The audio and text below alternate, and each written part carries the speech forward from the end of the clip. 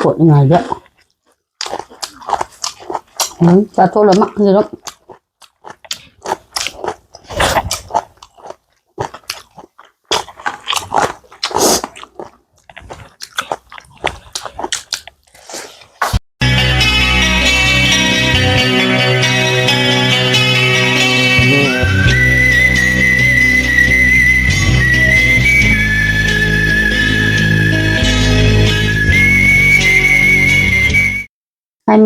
Hai ma'am.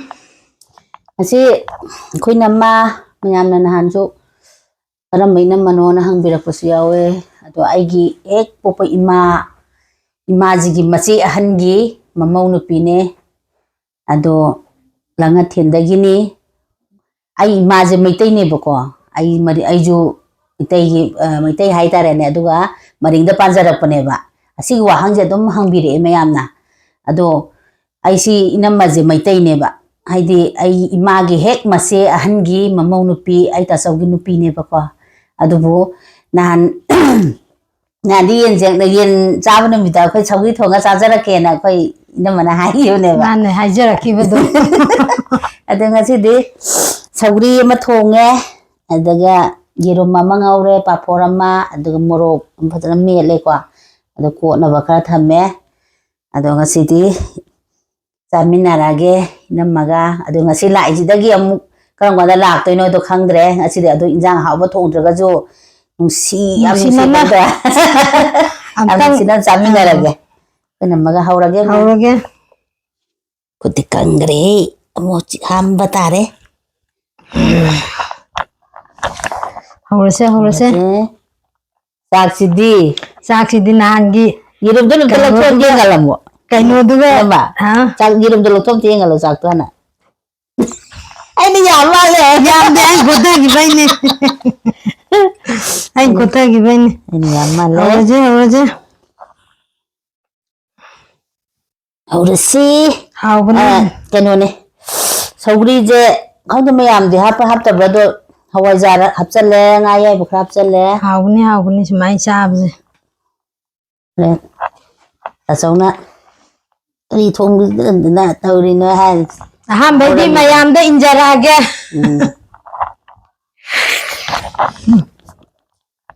hawa nan jen thong mana ka daune alo ko sida lak po je ko na ma wakhanda kaman khalle wakhan jam nunga na pakanda ahan bala chat ni gara haid do wakhan do ai khande ba ai ahan bade chaning de jun han meeting ge la kudu dai de chaning adai de dum lai jine kem la pe ko se lai je ahan bade is la pe wayam na ando jikti kai wadre nuti chalagu man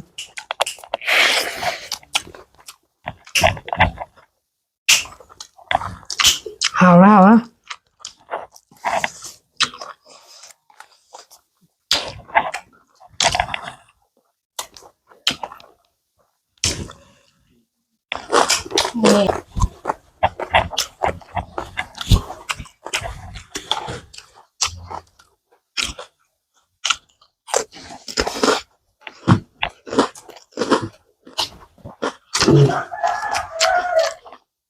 Acha hawa ta hawa sin thong da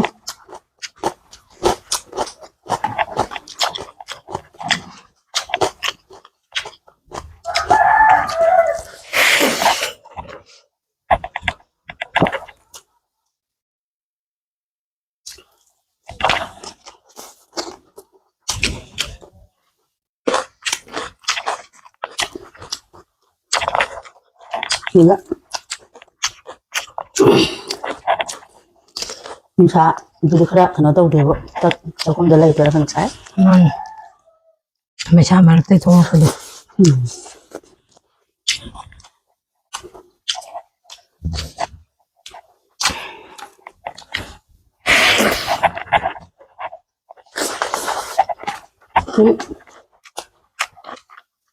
저기가 하와라 정제가 더워봐. 하와. nàng thì không để đi hầu nữa hầu nữa Ai để thùng nó hao rồi cho anh đó bạn. nàng nào tôi sẽ đi hầu đó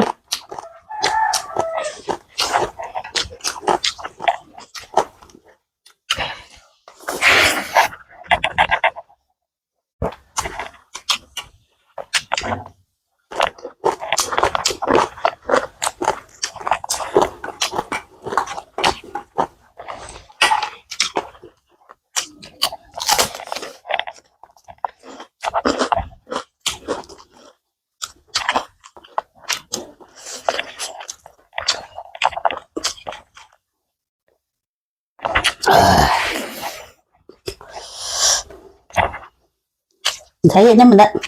Ấu ra nhìn hao chứ hao đi hết. hầu Đi không bây giờ.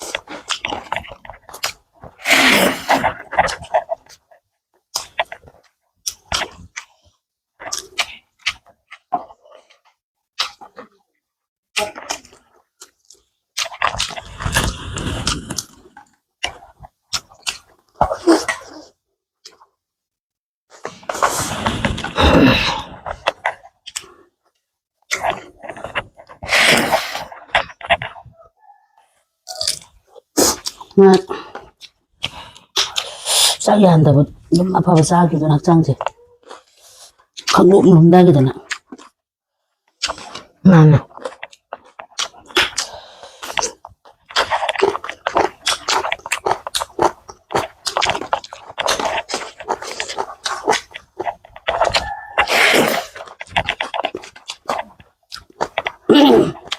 그냥 막 그냥 mà đừng có pan dài qua khăn đó có mà qua khăn đó cái khăn đó cái khăn để đó cái khăn cái đó nó chắc mà nó được bố mì mì giá trị tung ăn cho cái bê quan này bạn chắc mà này bạn nhưng mà đừng có pan đi cái nó chỉ là cái phao à mà bên này tiền chỉ nào luôn à không mà đừng pan đi cái này đừng xuống nó chỉ có cái rồi hay anh chú cũng bên nát đó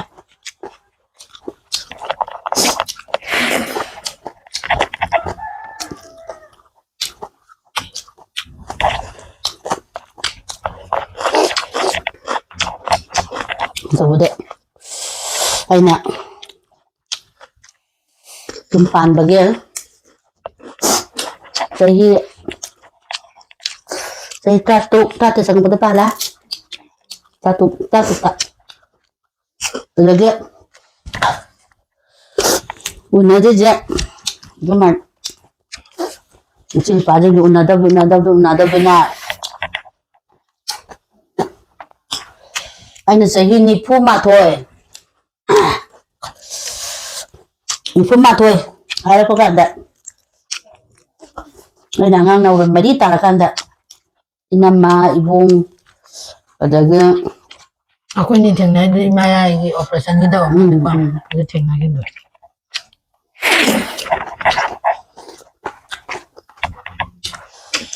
ada trường nào các bạn ini yang thằng này cái bạn am chắc cái làm gì anh ấy chắc phải khang này bạn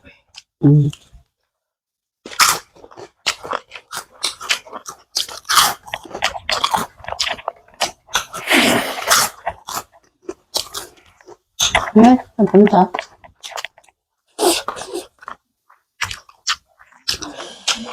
Hepuk, lagi hepuk minyak pada dia. Ibu ngadong katang lain, mulai gitu dah. Halitti ibong-ibong naka. Ngayon, manaka nga ra. Halitti masih mau panen loh, tidak ada. Ayo. Nah, mana panen nak? Nama ibung lagi jinja. Am tanong si Draban kalam mana? Mana saya jadi macam Ito pagi nung sila ito yun na. Isa ni sa ating gibo. May nakitang pudong sa kita ba yun?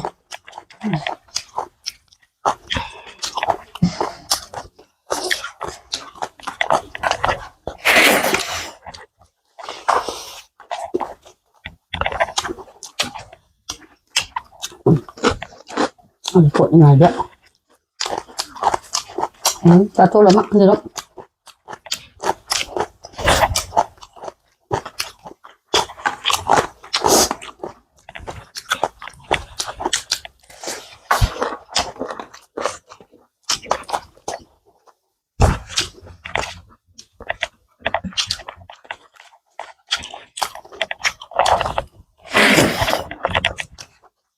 Yung nga, sabat kain ng dito. Yan ba?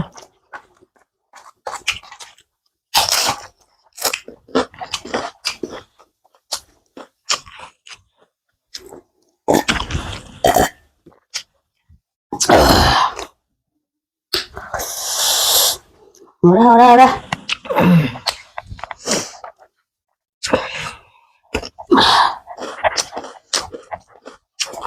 Ahora, na kung ba ko siya sila, di kamain sarang ko diba?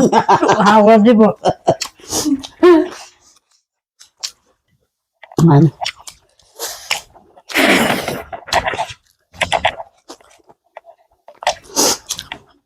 Sao cái thùng chưa sạch. Ôi cái năng khá lâm mình ạ. Chắc cha rồi bên tôi.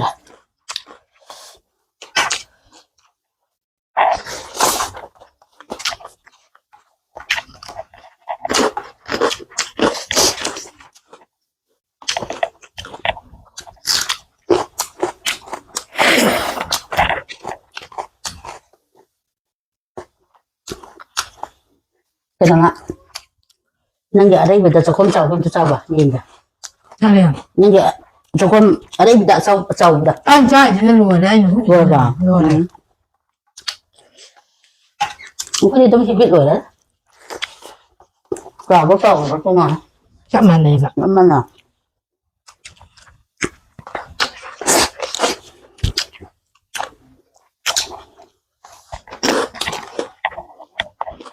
thì đừng để ngâm để mất lên quá thật sự là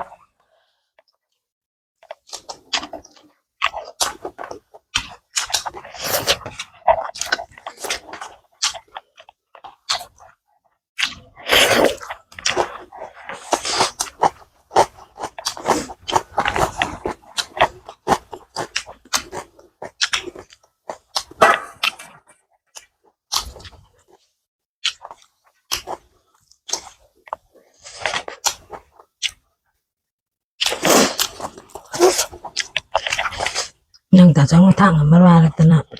Ta cũng ra thì đấy. nói đó sao nhưng thôi là trao cho hai bên trang làm đến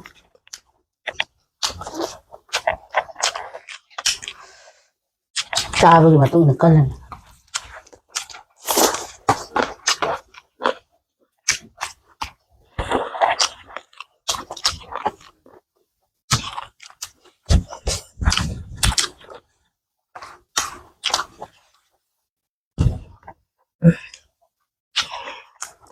Chị đến sớm đây là biết sang cái tay qua Lên.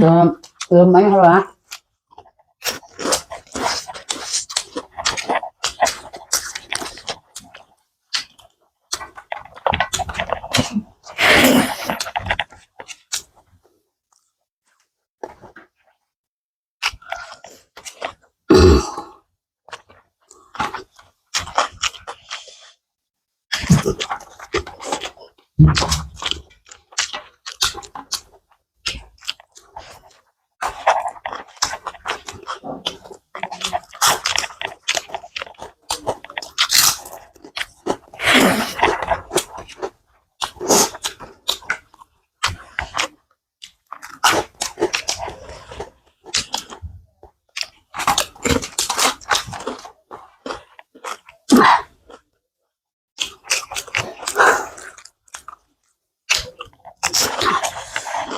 모르게 하면 사봐. 뭐 그냥 들고. 맞다. 근데 봐. 뭐 사장은 되나? Saan mo tula pa maya? Ang kano po na. Minsan si pagpalagyan na. Kasalo pa na. Nakahulagyan na. Oo.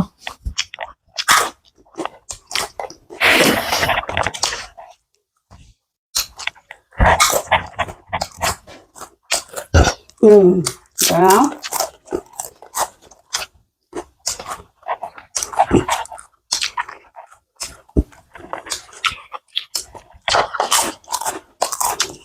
Con nào cái gì dùng trứng đông tao làm nó. Iban daw. Nahagi doon tayo. May naruban natin da. Không được đâu. Không phải làm.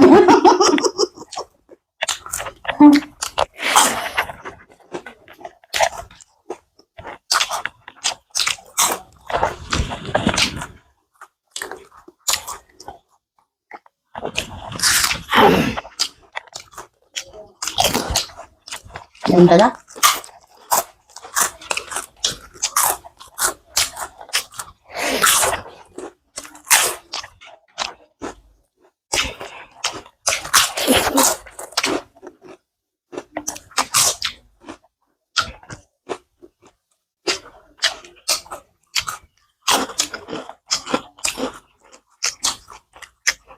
Bà coi cho bà coi lại.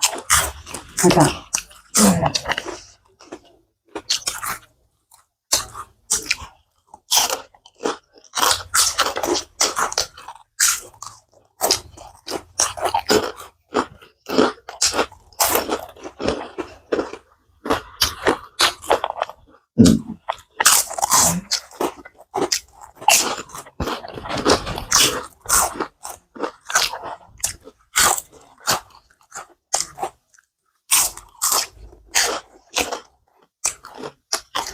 Lào nên là tên này cái hiền đó. Ano? Kalaw ba sila?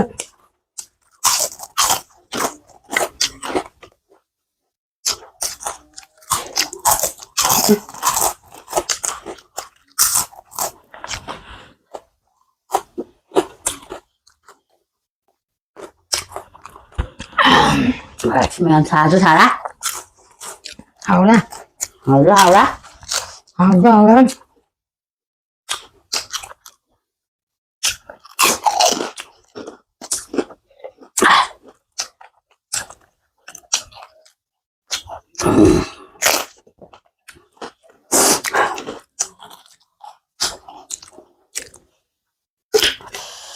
Xà lạ.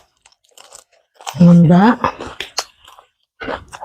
Cây nó dùng lên mới lên được. Nganda. Jerim chaya nganda di. Đưa bà phô đi tên là lúc nào. Ya, doon na. Ay, di sa thok ra. Ay, di rom jule thok ra. Bà sụp bà phô jule thok ra.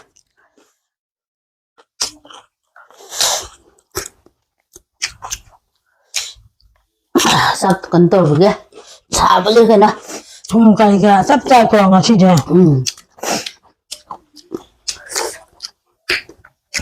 Sau cái thùng được mà hầu gì mình bơm tàu ra. Sap tayo.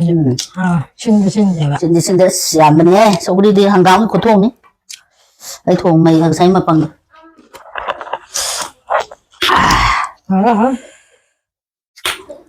Hầu đấy mày em. Xin làm gì? Chỗ này ngầm ở đây chỗ. Không sao nữa.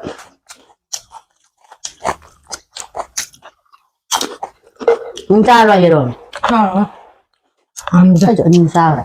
Jerim changam de. Nhà mẹ. Irum tara mà thôi ngầu nè. Iya, mi amde de na agin mani de na pukam de lai ren kali de.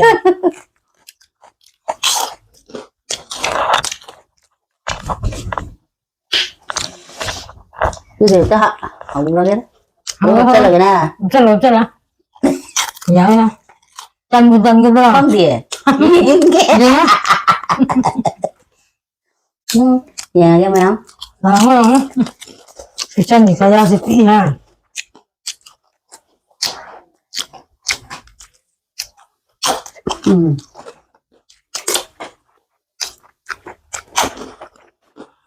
어?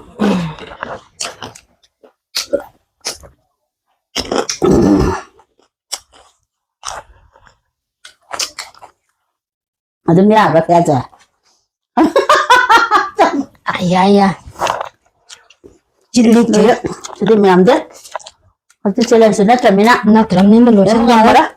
야라. Yang kaya caku. Yang sah deh. 할머니가 뭐 짜증나. 아, 뭐라 할 걸 강들이다. Si udah dah. 님 여우가. Udah.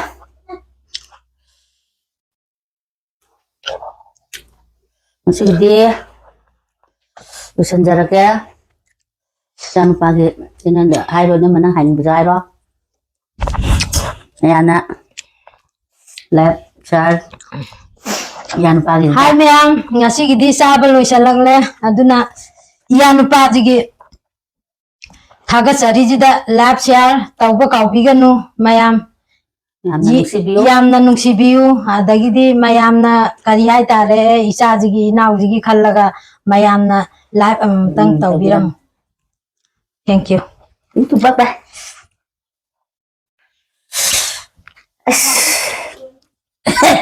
Lu aja deh.